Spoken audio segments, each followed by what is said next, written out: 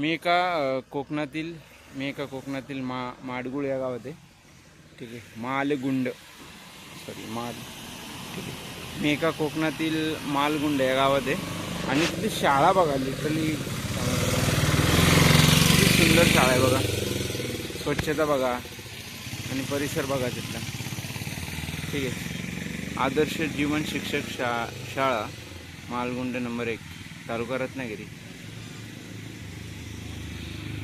ठीक आहे, जसं बघा तुम्ही किती सुंदर शाळा आहे.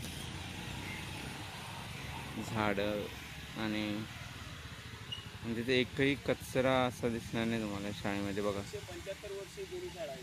हां काय. आणि एक मिनटं, आपले इथले ग्रामीण बोला दादा हां शाळेबद्दल. हां नमस्कार, मी दर्शक कळंबटे.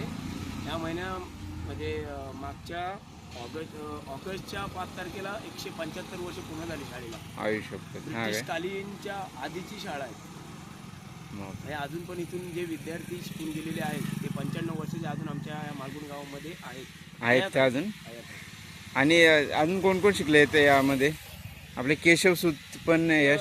होय, कदाचित मला पण माहिती नाही, मी इकडचा दावई आहे, मला काय माहिती नाही, पण जुनी जी लोक असतील ती तुम्हाला माहिती देतील. आलं लक्षात. पण खूप सुंदर आहे, म्हणजे किती आणि स्वच्छता बघा किती छान आहे.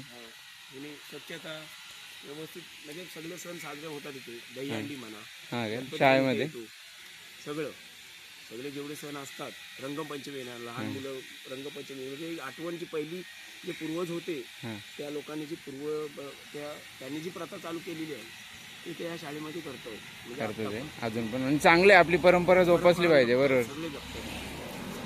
छान वाटलं इथे आल्यावर, एकदम प्रसन्न वाटते त्या शाळेमध्ये. इथून तुम्ही गेलात ना, पुढे कवी केशव सुतांचं स्मारक आहे, त्यांचा जन्मभूमी आहे. जन्मभूमी बरोबर पुढे आहे ना. हां, म्हणजे इथून गेलात आणखी काय काय इथे बघण्यासारखं? तुम्हाला बघण्यासारखं म्हटलात ना तर एक जिंदालमध्ये जय विनायक मंदिर, बरोबर जाताना तुम्हाला लागेल, भेटेल. म्हणजे चौपाट्या लाईनीला चौपाट्या आहेत. इथे कवी केशव सूत आहेत, त्यांचं घर आहे ना. त्यांचं हे मालगुण गाव त्यांचं आहे. त्यांचा इकडे जन्म झाला, त्यांचं ते घर आहे तिथे. असं म्हणजे छान वाटलं इथे. आणि तुमच्याशी बोलून पण सर थँक्यू, धन्यवाद. कुठून आला तुम्ही? मी ठाणे, मुंबई.